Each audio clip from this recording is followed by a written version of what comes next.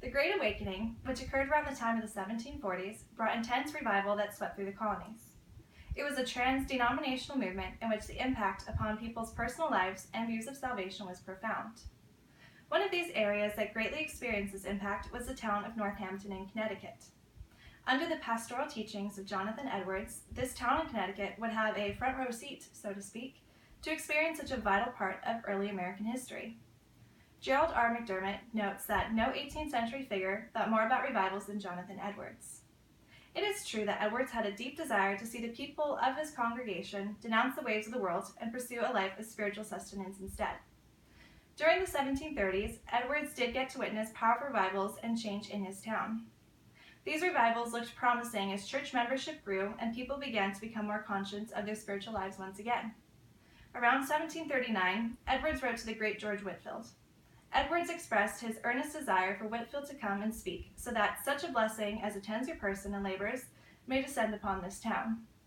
Whitefield did accept the invitation. Following Whitefield's visit, there was, in Northampton, a great sense of spiritual growth spreading throughout the people.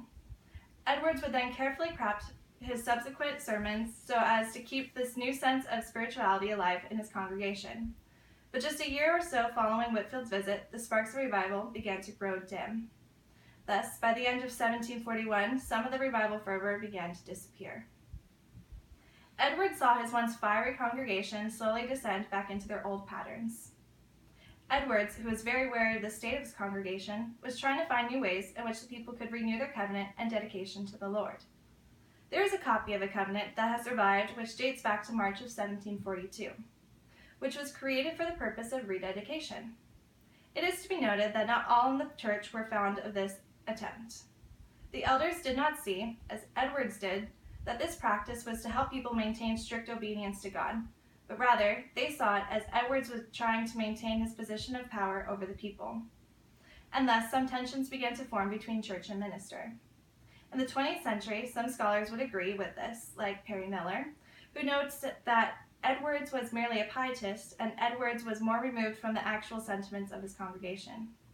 However, history notes that Edwards continued to practice and preach sermons focused upon redemption so that men's souls could be saved. Edwards lamented the backsliding he began to see in Northampton. In the covenant from 1742, it is mentioned that, lamenting our backsliding and ungrateful departings from God, that he would not mark our iniquities. This covenant also covers the importance of being kind to one's neighbor. Northampton was to go from being a contentious town to a town of Christian people who were constantly reminded to examine their personal lives. Living in the light of God's glory not only meant spiritual health for those who took this upon themselves, but it was also good for the community at large. McDermott states that concerning these revivals that Edwards had wished that God would make his manual for revival the engine of cosmic transformation and millennial triumph. Thank you.